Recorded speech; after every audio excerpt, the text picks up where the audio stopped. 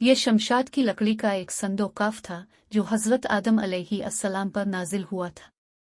ये आपकी आखिर जिंदगी तक आपके पास ही रहा, फिर बतौर मीरास के बाद दीगरे आपकी औलाद को मिलता रहा, यहाँ तक कि ये हज़रत यकूब अलैहिस्सलाम को मिला और अब के बाद आपकी औलाद बनी इसराइल के कब्ज़े में रहा।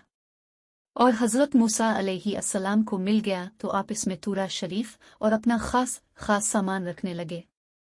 ये बड़ा ही मुक़द्दस और बाबरकत संदूक था। बनी इसराइल जब कुफ़ार से जिहाद करते थे और कुफ़ार के लश्करों की कसरत और उनकी शौकत देखकर सहम जाते और उनके सीनों में दिल धड़कने लगते तो वो इस संदूक को अपने आगे रख लेते थे। तो इस संदूक से ऐसी रहमतों और बरकतों का ज़हूर होता था कि मुजाहिदीन के दिलों में सुकून और इत्मीनान का सामान पैदा हो जाता था और मुजाहिदीन के सीनों में लरसते हुए दिल पत्थर की चट्टानों से ज़्यादा मजबूत हो जाते थे। और जिस कदर संदूक आगे बढ़ता था आसमान से नेसराम ने अलीलेन और फ़तह करन की बशारत उज़्मा नाजिल हुआ करती और फ़तह मुबीन हासिल हो जाया करती थी। बनी इसराइल में जब कोई इख्तिलाफ पैदा होता था तो लोग इसी संदूक से फ़ैसला कराते थे। संदूक से फ़ैसला की आवाज़ और फ़तह की बशारत सुनी जाती थी। बनी इसराइल इस संदूक को अपने आगे रख कर और उसको वसीला बनाकर दुआएं मांगते थे तो उनकी दुआएं मकबूल होती थीं और बलाओं की मुसीबतें और वबाओं की आफतें मिल जाया करती थीं। अलगर्स ये संदूक बनी इसराइल के लिए ताबूत सकीना, बरकत और रहमत का खजीना और नुसरत खुदावंदी के नुज़ूल का निहायत मुक़द्दस और बेहतरीन ज़रिया था। मगर जब बनी इसराइल तरह तरह के गुनाहों में मुलव्वस हो गए और उनकी बदमालियों की नहूसत से उन पर खुदा का यह गज़ब नाजिल हो गया कि कौम अमालिका के कुफ़ार ने एक लश्कर जर्रार के साथ उन लोगों पर हमला कर दिया। उन काफरों ने बनी इसराइल का कत्ल आम करके उनकी बस्तियों को ताख्तो ताराज कर डाला, इमारतों को तोड़ फोड़ कर सारे शहर को नहीं कर डाला और इस मुतबर्रिक संदूक को भी उठाकर ले गए। इस मुक़द्दस तबर्रुक को नजास्तों के कूड़े खाना में फेंक दिया। लेकिन इस बेअदबी का कौम मालिका पर यह वबाल पड़ा कि ये लोग तरह तरह की बीमारियों और बलाओं के हुजूम में झंझोड़ दिए गए।